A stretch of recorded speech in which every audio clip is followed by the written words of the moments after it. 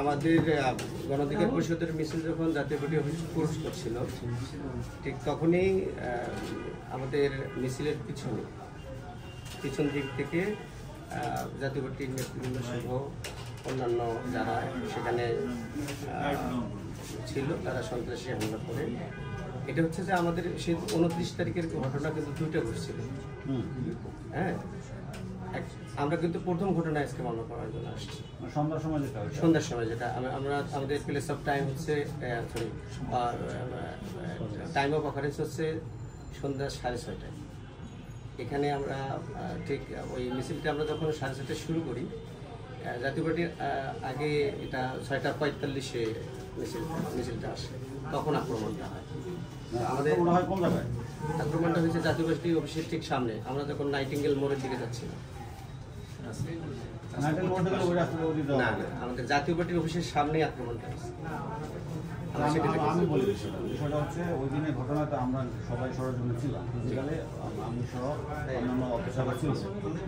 ওই দিনে জাতীয় পার্টির সামনে মানে কোনো ঘটনা মানে কেউ জাতীয় পার্টির লোকজন পার্টির সামনে হামলা করবে না, ওই দিন মানে বলতে চাচ্ছেন যে আপনাদের হামলা করছে?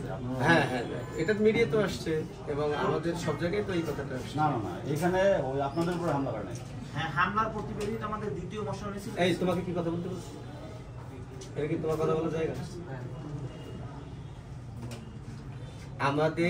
আমাদের যে ভিকটিম বাদী হয়ে অভিযোগ নিয়ে আসছে, ঠিক আছে? তো যে ভিকটিম সে তো নিজেও বলবে কোথায় আক্রমণ করছে, কিভাবে আক্রমণ করছে। আর আমাদের ওই এজাহারের তো সবকিছু বলা আছে। এখন বিষয়টা হচ্ছে যে সেদিন হামলা হয়েছে মানে দুইটা প্লেস অফ অকারেন্স। একটা প্লেস অফ অকারেন্স হচ্ছে আলরাজি কর্পোরেশনের সামনে, সেটা নিয়ে কিন্তু আমরা আজকে আসি।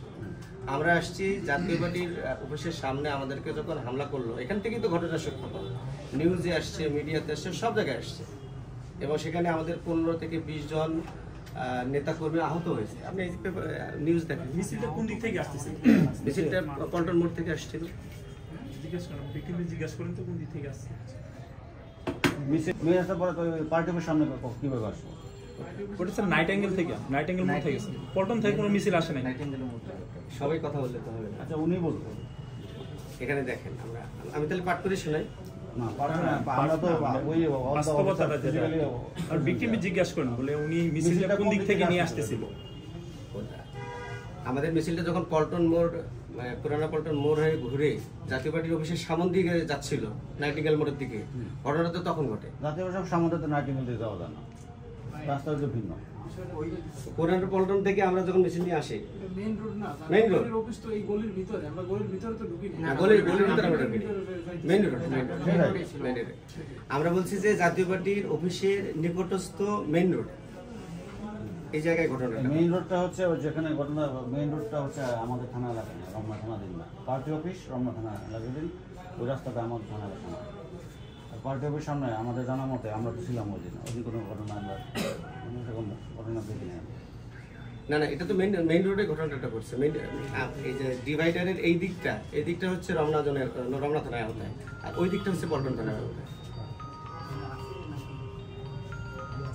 আমি কি বুঝতে পারছি?